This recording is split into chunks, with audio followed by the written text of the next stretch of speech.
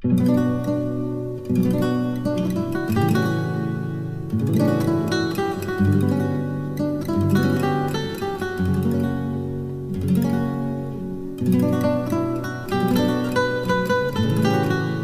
Francie Kate Aries. I'm a Hispanic Studies professor at the College of William and Mary, and I had the very great good fortune in the summer of 2013 as a recipient of Weingartner Global Initiatives Project Fellowship to travel to Cadiz province with two research fellows, William and Mary students Megan Bentley and Kate Westman, accompanied me to Cadiz, and the objective of our project was to begin to gather testimonies from family members whose loved ones had been killed during the Franco Repression, either during the years of the Spanish Civil War, civilian family members, or after the war was over, civilian family members that were killed in the post-war period.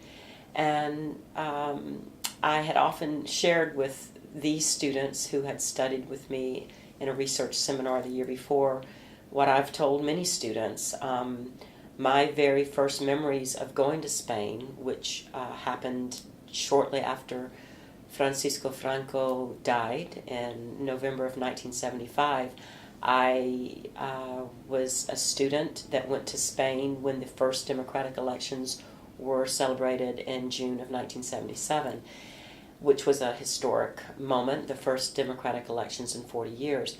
What I recall is being in a country where the streets were still filled with men missing a leg or an arm or a hand, or women, the number of women of a certain age who were dressed all in black, who very clearly were visual reminders, these figures, of a national catastrophe, of civil war. But at that time, in 1977, no one was speaking publicly or sharing these memories of war and repression. At that period, Spain, there was Spain's politicians, as they were moving the country forward into a democracy, there was among these decision makers a kind of tacit pact of forgetting or pact of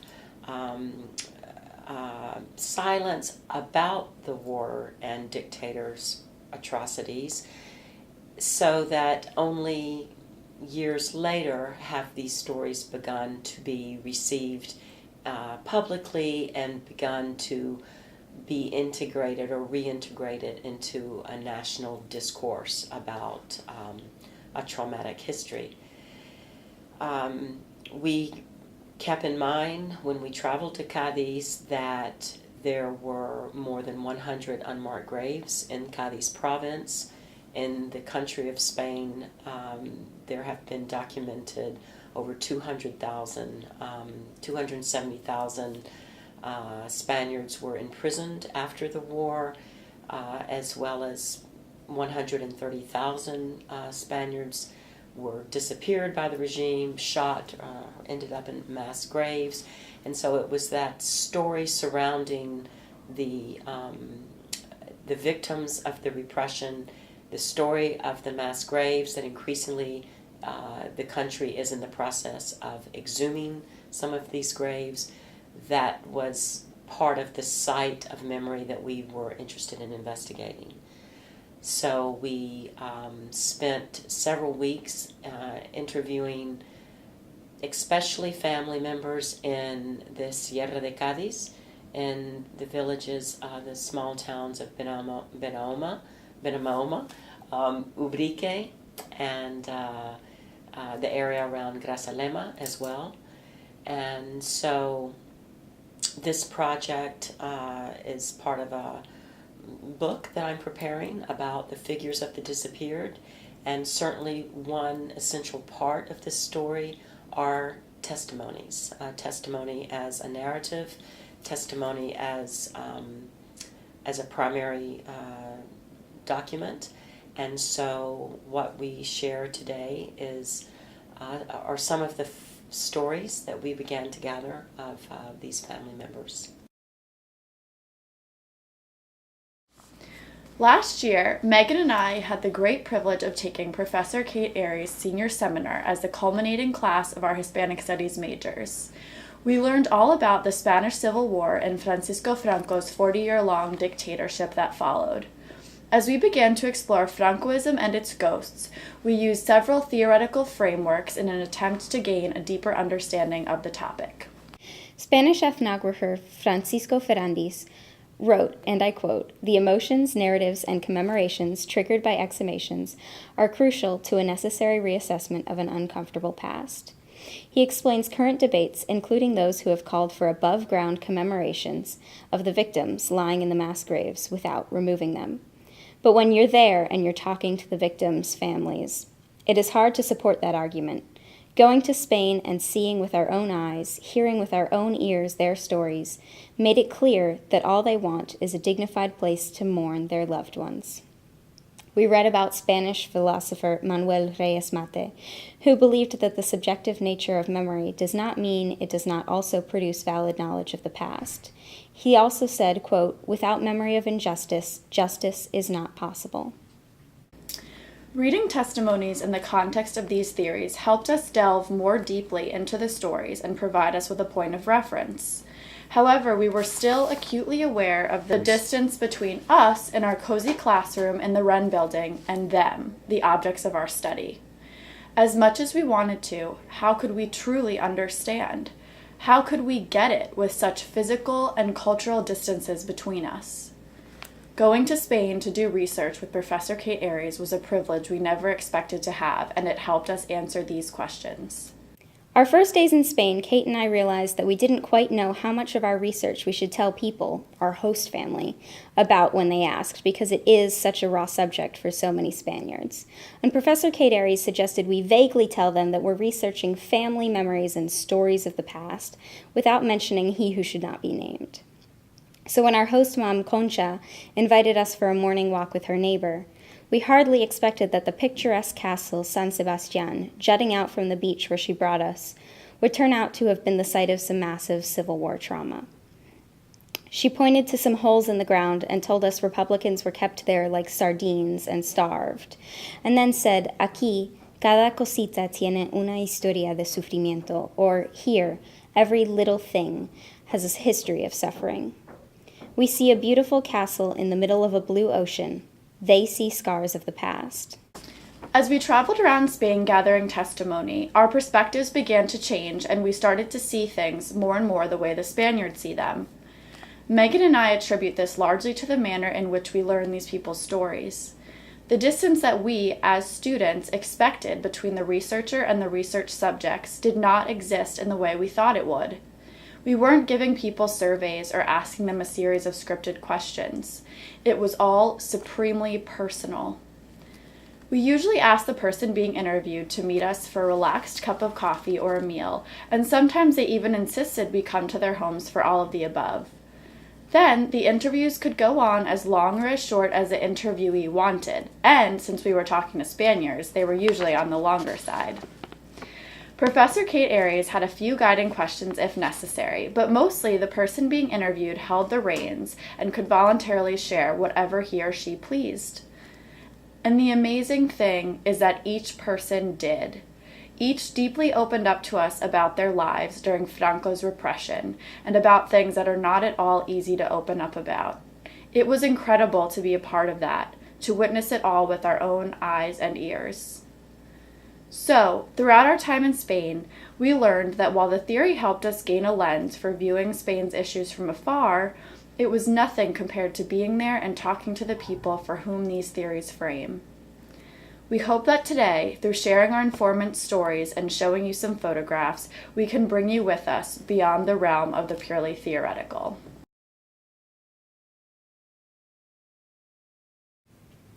Our primary sphere of research dealt with people who had been disappeared or killed by the nationalists, but we wanted to take a brief moment to talk about two people we interviewed who represent the other two spheres of repression. The first of these, Ángeles García Madrid, is a woman who was imprisoned for her socialist political affiliation. For both Kate and me, our introduction to Ángeles came way back in our seminar when we read excerpts from her book, Requiem por la Libertad. By chance, both of us were so struck by her and her narrative that we chose to focus in different ways on her for our seminar papers. As a School of Education student, my focus was on a group of high school students who read and reinterpreted her story in the form of a published play to be performed in front of their fellow students. That is what everyone has been intending throughout this whole process, that we, young people, will hear and share their stories so that they are not forgotten.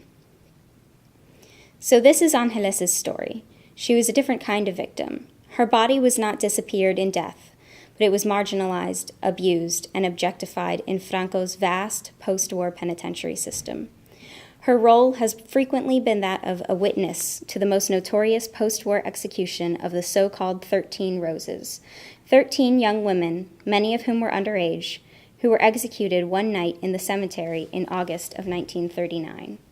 When we spoke with her, we asked her why she wrote her memoir in the third person, and she told us that it was modesty, that she didn't want to say, I did, I said, so she called herself the girl. Her object of memory is her Cupid pendant. Her sister was a member of the militia in the war, and she worked in an abandoned home requisitioned as a hospital, and this pendant was left behind. Ángeles never wanted to get married, but her sister told her she could only have the pendant on the day of her wedding. For her, this pendant is a link to her sister, to her husband, to its unknown previous owner, and a reminder that love is always first. Love, not hate, is the message that all of these witnesses and relatives left with me. Maria Luisa Fernandez Fuente is a dear friend of Professor Kate Aries and one of the informants for her book, Spanish Culture Behind Barbed Wire, Memory and Representation of the French Concentration Camps. Maria Luisa is a former child of exile who spent the first 4 years of her life in another vast site resulting from Francoist repression, the Spanish Republican internment camps in France.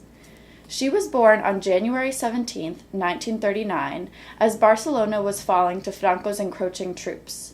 3 short weeks later, she crossed the French border in her Asturian parents' arms. Sadly, she and her mother were quickly separated from her father, who was forced to work in a different internment camp. After 4 years in various camps, her reunited family spent years living in political exile in France and Mexico before Maria Luisa returned to Madrid after the death of the dictator, where she remains politically active today. We met with Maria Luisa for 3 out of the 4 days we were in Madrid. She invited us into her house, fed us well, introduced us to her friends, other adult children of war and exile, and took us to the many places where this community continues to meet. She included us in her life in a kind and intimate way, almost as if we were her close friends or even granddaughters. In the short time that we knew her, Maria Luisa left a really lasting impact on me. The first thing that one notes about her is that she speaks Spanish with a French accent. For me, this small detail is really quite essential because it is very obvious evidence of her time in the concentration camps and years of exile in France. As soon as you hear her voice, you know she has a story, and she most certainly does.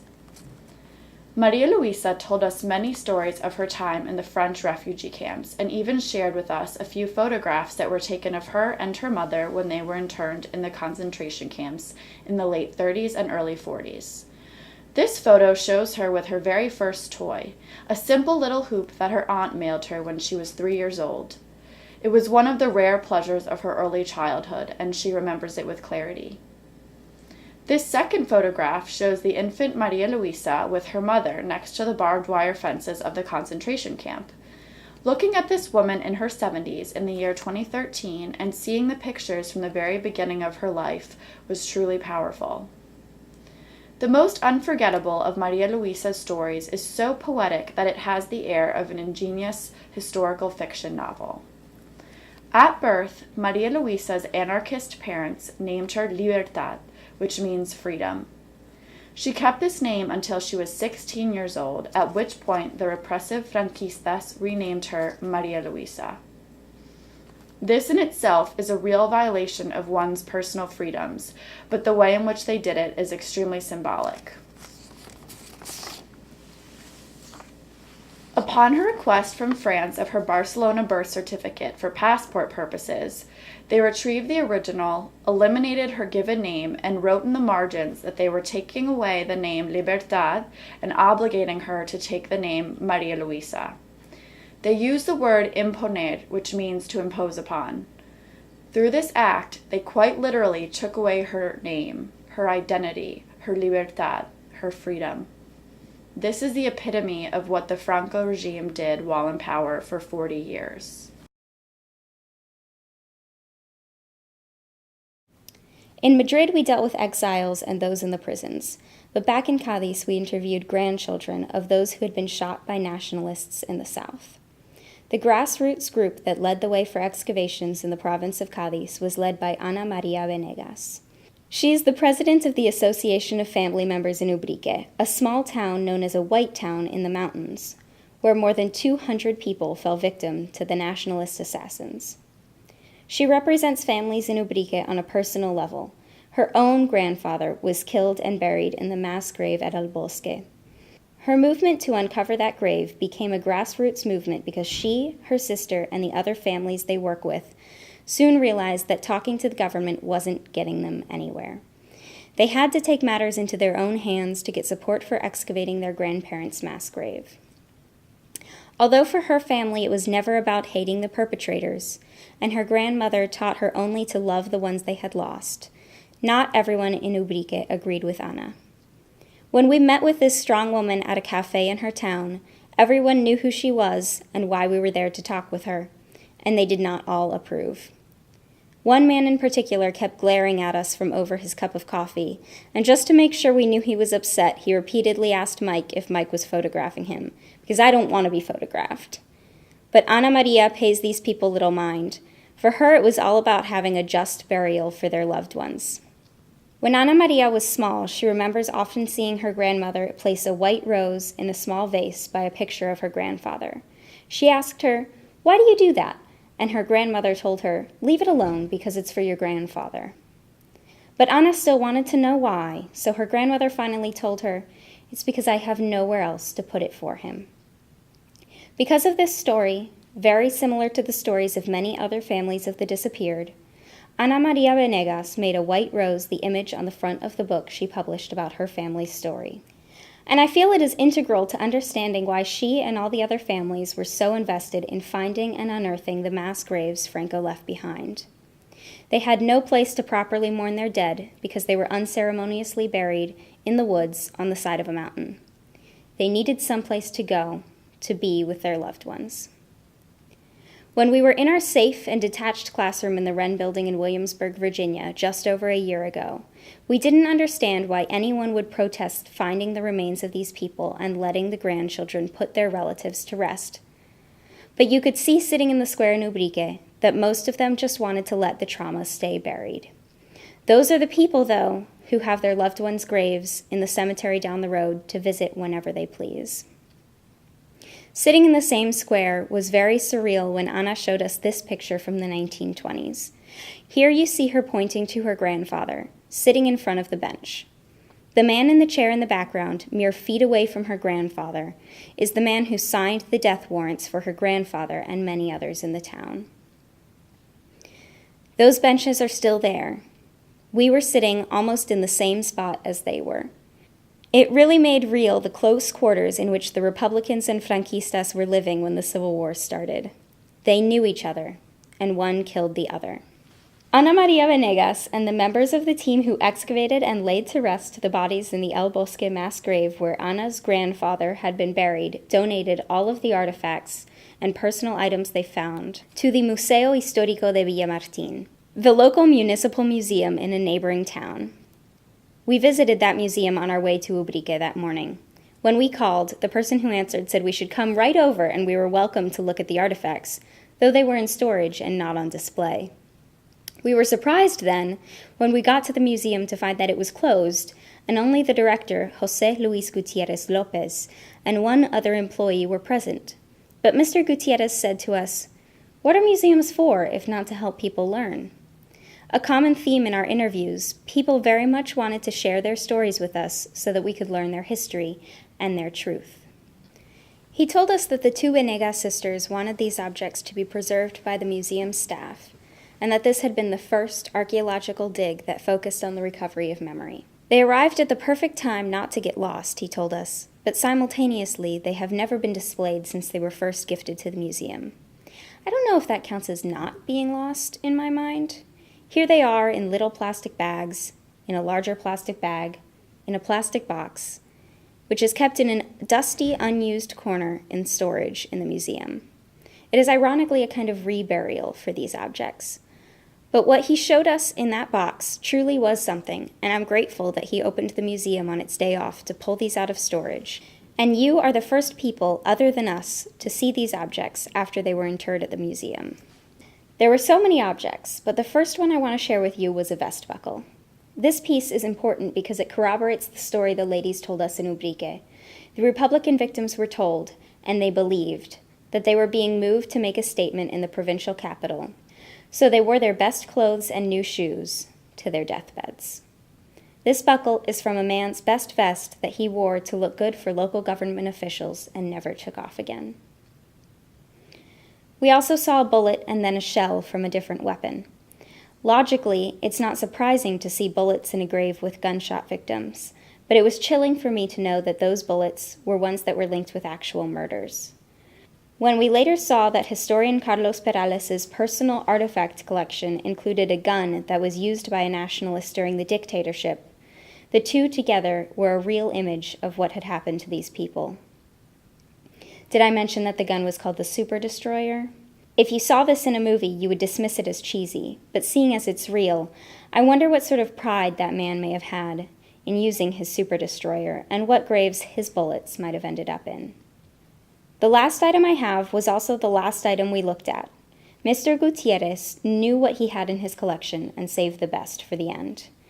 This object is what archaeologists initially thought was a mirror.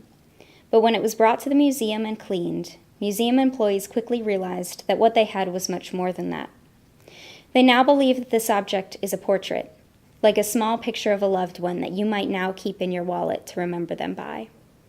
This portrait is an object of memory for both us trying to understand the past and for the victim who wanted to remember his loved ones in his last moments. These objects are part of Spain's national history. If they were made visible to the public, they would bring light to Spain's past, despite, as Mr. Gutierrez says, not being linked to any particular subject. For me, that makes them even more useful. They could be anyone's. Anyone's grandparents, parents, uncles could have been victims dressed in their Sunday best and left in a mass grave, clutching a portrait of someone they loved.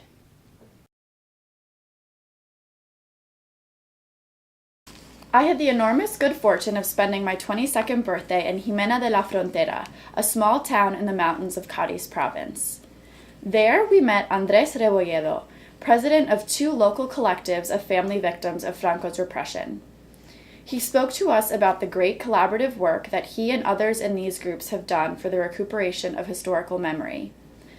Andrés coordinated the exhumation of the mass graves at the Marufo country estate and the creation of the Sauceda Cemetery, a place honoring those that were unjustly killed. Both sites were unforgettable and will be permanently engraved in my memory.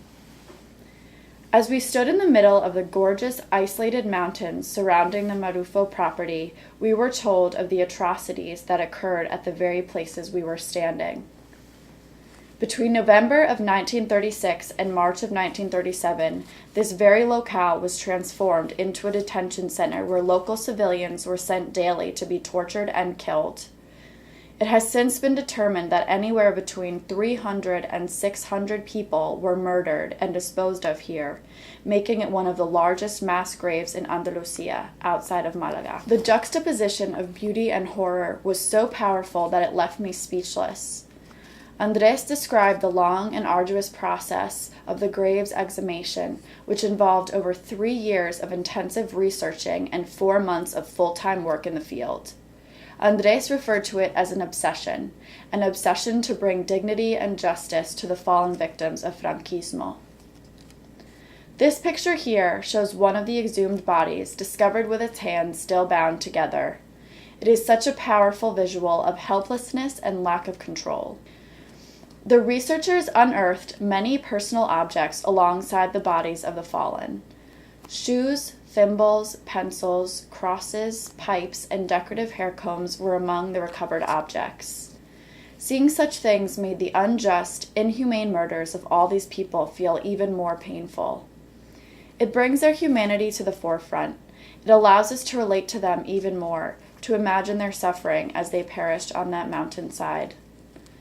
Cultural archaeologist Leila Renshaw, who participated in exhumations in Burgos province, reminds us in her 2012 study, Exhuming Loss, Memory, Materiality, and Mass Graves of the Spanish Civil War, that such mundane objects, quote, underscore the normality of this class of dead, which was so extravagantly demonized and caricatured by Francoist rhetoric, end quote.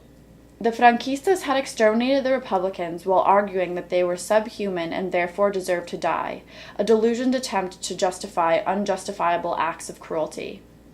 These objects, says Renshaw, reveal indices of daily routines and habits that may be shared by the living, generating points of connection and a sense of commonality. 28 bodies were recovered, put into boxes, and brought to the Sauceda Cemetery, another one of Andres' construction projects.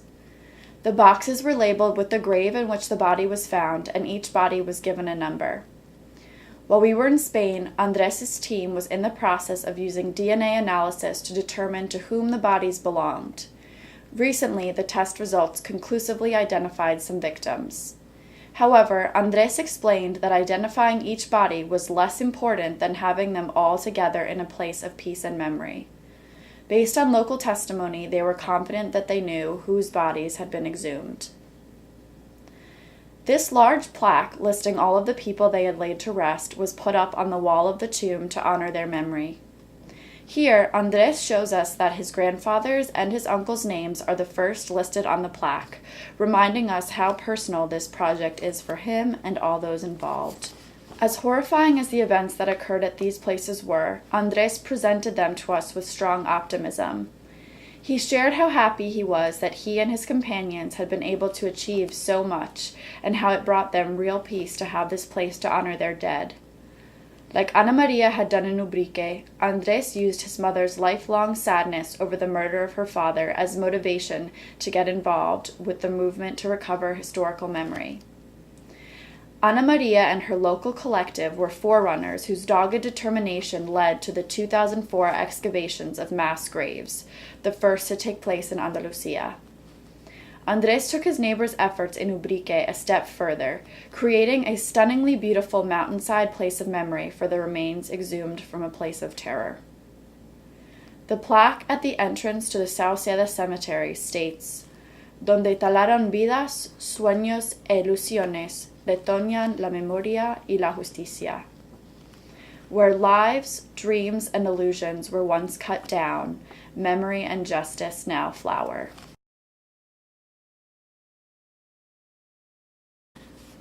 Benamaoma is another tiny town located deep within the mountains of Cádiz province.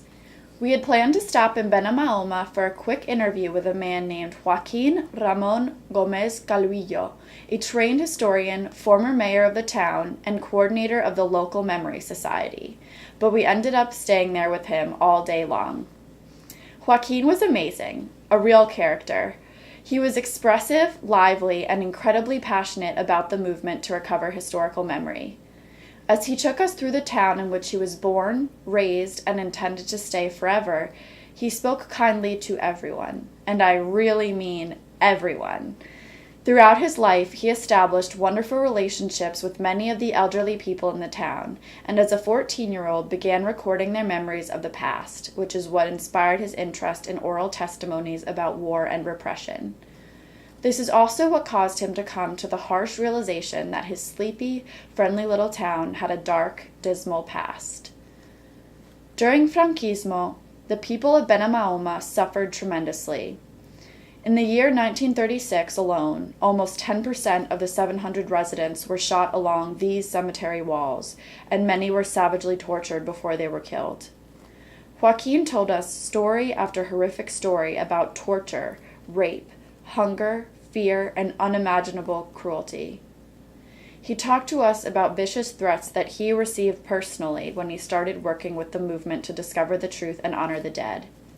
He brought us into the homes of many different elderly men and women who either experienced the post-war themselves or whose family members were directly impacted.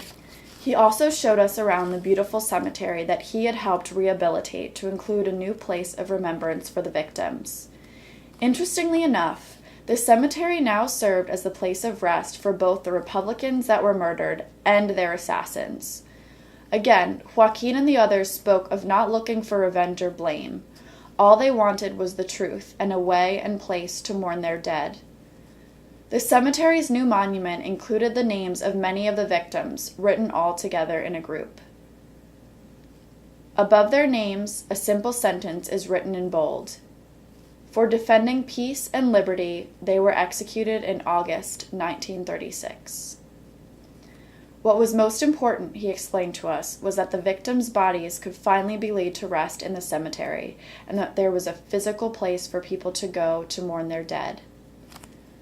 Like in Ubrique, the motif of the white rose was present in Benamahuma's cemetery, symbolizing the flowers that for decades the victims' families were unable to put anywhere in honor of their dead.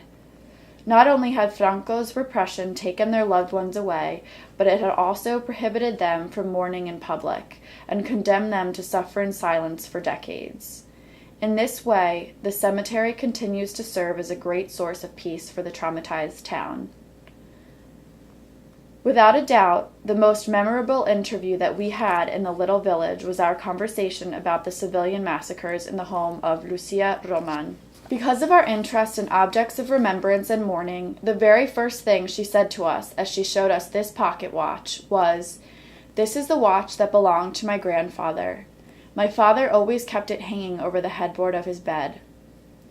Her father, Pepe Roman's profound attachment to the silver pocket watch that had belonged to Lucia's murdered grandfather, Alonso Roman, was part of an unimaginably tragic story in which the father and son each found themselves facing their executioners in the middle of the night, 10 days apart. Lucia recounts that her father had fled the village, and when the fascists came looking for him, they took her grandfather in his place. Her grandfather, Alonso, was killed on September 18th, and on September 28th, his son, Pepe, Lucia's father, faced his own executioners, lined up against the church wall with 2 other victims. All 3 were given last rites by a local priest on the scene, and Pepe stood in horror as his companion was shot dead.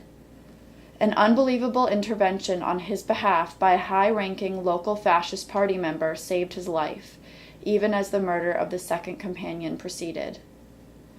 Rarely, said Lucia, did her father speak of the trauma he survived. But in private, he slept next to his murdered father's watch that hung like a crucifix at the head of his bed, a treasured talisman with which, in this case, the son mourned the senseless sacrifice of his father. Meanwhile, hanging on the wall in Lucia's living room where we conducted the interview were 2 1930s portraits of 2 female figures who represented the Spanish Republic, eventually defeated by Franco's forces. The colors of the Republican flag, the symbolic peace doves, and the pretty girl, nickname for the Spanish Republic, stared at us from Lucia's walls. Remarkably, even after the shooting deaths of Lucia's grandfather and his brother, the family did not destroy these emblems of democracy, but rather hid them for decades in bundles of straw. Lucia shared that after the first Spanish elections were held in 1977 following the death of Franco, her father, who once faced his fascist executioners from the wall of his local church, never missed a vote. In fact, days before he died in 1997, he was too sick to dress or get up, but insisted that he be driven to the polling station, where a ballot was brought out to him. Sitting in the car, in his pajamas, he voted, reaffirming one last time his rights as a Spanish citizen. Scholars working in the field of Spanish memory studies are particularly attentive to what Spanish ethnographer Francisco Fernandez has called the complex process of translating fugitive memories of Franco's victims into legitimate public discourses. Today I offer a brief analysis of individual testimony as a case study about the embodied practices and discursive expressions of mourning and remembrance in the local Andalusian communities of the war's losers. My reading of Lucia Roman's testimony, recorded on June the 14th, 2013, in her home in Cádiz province, is conceptually grounded in scholarship about state-sanctioned memory and oblivion, private grief, and public mourning, especially Judith Butler's post-9/11 Precarious Life, The Powers of Mourning and Violence, and Soviet scholar Alexander Etkind's 2013 study, Warped Mourning, Stories of the Undead in the Land of the Unburied. I read Lucia's testimony as a textual template that exposes contrastive features of idioms of mourning produced among grieving family members during the years of the regime's violence. On the one hand, mourning as a function of political repression; on the other, mourning as a form of political resistance. Throughout our interview, Lucia sat next to her grandfather's pocket watch, the precious personal possession that her grandmother hid after her husband's execution, thereby preserving what has become an exceptionally rare object of memory due to theft by the fascists, who typically rummaged through victims' belongings, stealing not only household objects like clothing, furniture, personal effects, and tools, but cash, titles to property, and livestock. Early on in her narrative, Lucia acknowledged that following the 1936 massacre, that you couldn't grieve for your dead. No crying. No, this was forbidden. As a child, she remembers the traumatized town as a place saturated with sorrow, populated by silent figures dressed in black, where no one was allowed to speak the name of their murdered loved one. Judith Butler reminds us that, quote, the prohibition on certain forms of public grieving itself constitutes the public sphere on the basis of such a prohibition. What is at stake, she says, is the question of the human. Who counts as human? Whose lives count as lives? And finally, what makes for a grievable life? The atrocities committed against the Republican victims clearly marked them as something other than human. They were often tortured, body parts mutilated, their half-buried bodies sometimes eaten by pigs and unearthed by dogs. Other cadavers were loaded into the infamous meat trucks and dumped into open pits. Rarely were the deaths registered in the public record. These dead were deemed ungrievable by the state that killed them, but privately mourned by the ones they left behind. Butler concludes, and I quote, many people think that grief is privatizing, that it returns us to a solitary situation, and is, in that sense, depoliticizing. But I think it furnishes a sense of political community of a complex order. Alexander Etkind, speaking of Soviet repression, agrees. Under a regime that refused to acknowledge its own violence, mourning its victims was a political act, an important and even dominating mechanism of resistance to the regime. I read the features of mourning and remembrance of victims' testimonies as just such a political act of resistance. But initially, following the acts of terror that killed so many thousands of civilians, subjects in mourning were forced to take part in punitive public spectacles, before then being marginalized as silent specters of unspoken grief. In Spain's deep south, especially in Andalusian culture, it is not only highly important to mourn in public, but to be seen to mourn. Layla Renshaw has observed that the regime's, quote, prohibition on burial, funeral rites, and mourning subverted the categories of interior and exterior, private and public. Lucia explained how the aftermath of her grandfather's murder played out an unthinkably cruel reversal of the grieving widow's traditional protagonism in a public funeral procession honoring the dead.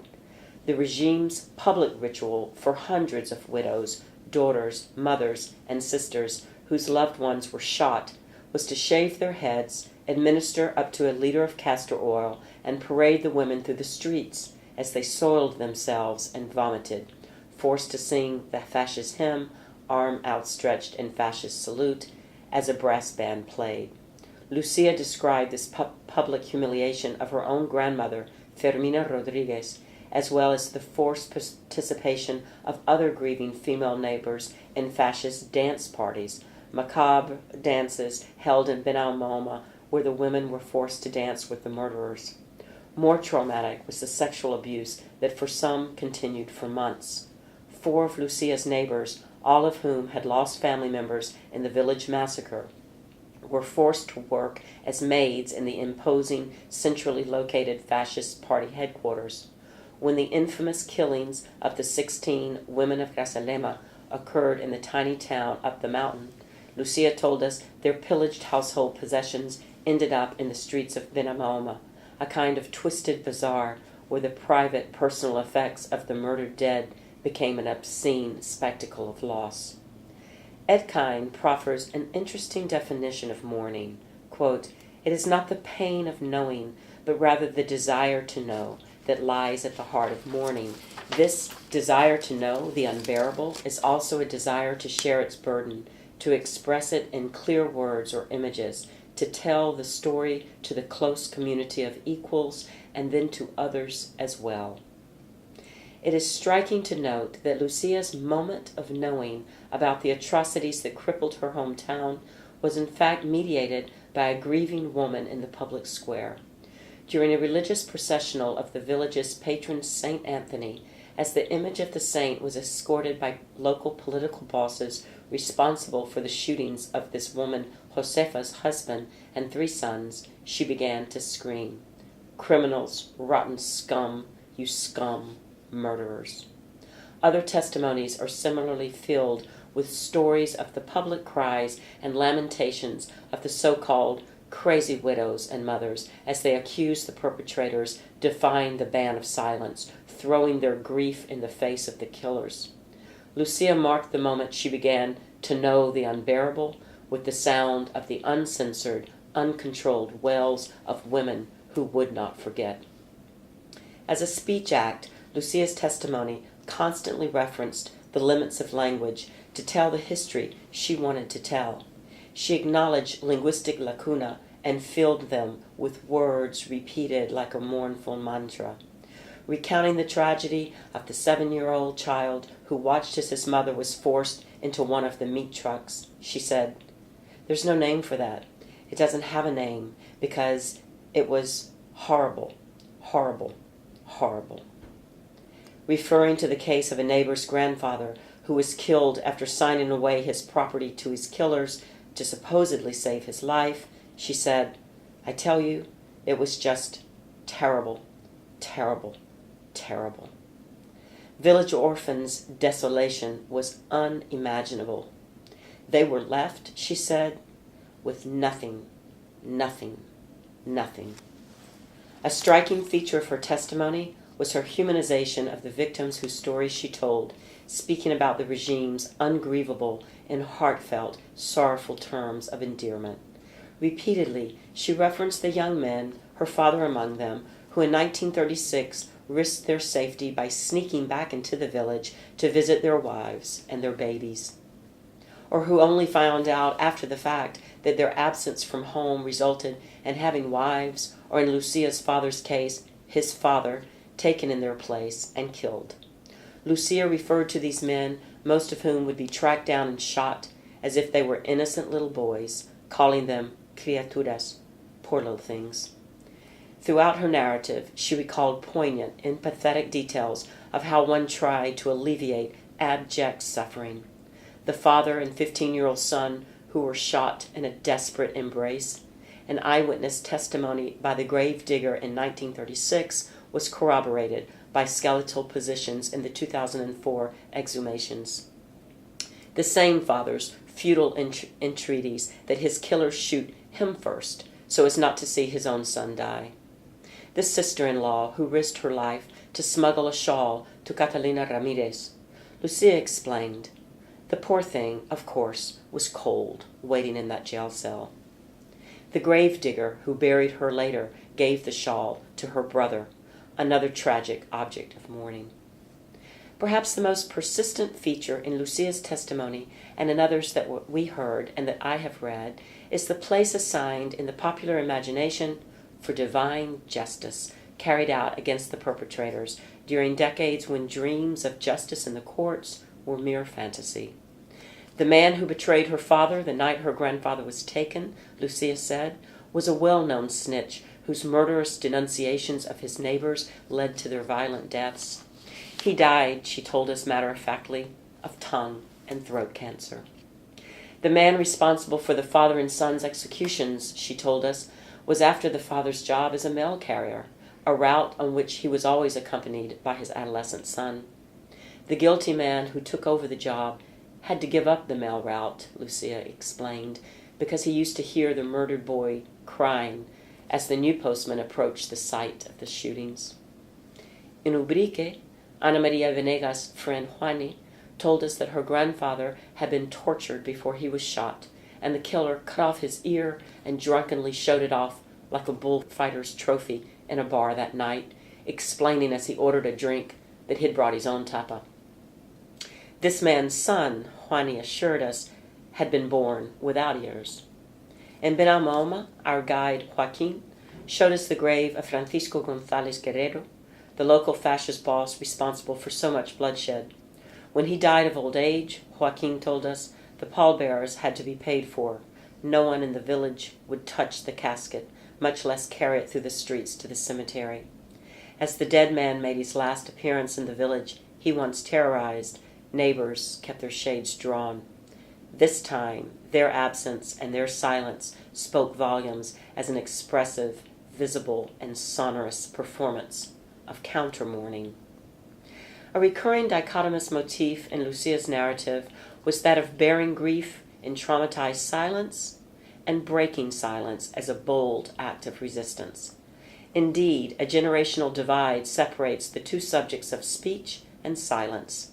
It is her father who narrowly escaped the execution along this church wall after his own father was shot in his place, who is discursively positioned as a mute figure of suffering. In the opening minutes of our hour-and-a-half conversation, when Lucia would tell his story, she introduced father and daughter in these terms. He hardly spoke about it, because the fear never went away. I'm no longer afraid. The age I am, we're all equal. Over and over, she spoke of her father's silence, even behind closed doors, as his only language of mourning, saying, he didn't dare, or my father didn't speak about it. If someone came over, nothing. He couldn't talk about it, because of course, the fear he felt, no way. Or so much sadness, so much fear, not being able to say anything, nothing. An elderly aunt is Lucia's first informant. Quote, the more she told me, the more I wanted to know what happened, so little by little. To know the unbearable, in Edkind's words, so as to be able to one day tell the story. Interestingly, Lucia's testimony about the atrocities that her family endured functioned as a narrative to construct her own emerging identity and role as the spokesperson who will acknowledge grief and trauma through speech, not silence, and assume the role of witness. She shared two anecdotes in which she, either under her father's fearful eye or else imagining his reaction in his absence, refused to hold her tongue in the presence of those implicated in the killings years before. A third story involved one of the killer's daughters approaching Lucia to ask, was it true what people said about her father's violent past? What Lucia wanted us to understand was she knew the difference between not previously throwing in this daughter's face the story of the sins of the father and now speaking the truth when asked. She told the daughter, look, never in my life would I have told you anything because it isn't your fault. But now that you've asked, I'm going to explain to you just how it happened. The role of the generation of grandchildren like Lucia and Ramon, who in 21st century Spain have broken silences and demanded justice for their dead, has been instrumental in the transformation of private grief and personal memories into public discourse and a more comprehensive national history. Sites of terror have been reconstructed as places of memory.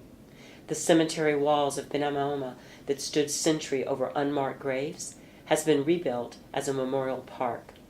A mold of Lucia's open palm, a familiar symbol in Spain's social movements of never again, connects today's witnesses with yesterday's victims of repression.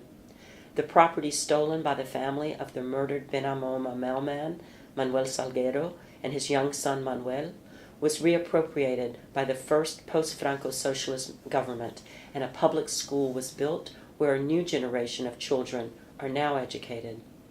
In 2005, the boy's now elderly brother, Santiago, helped unveil the commemorative plaque.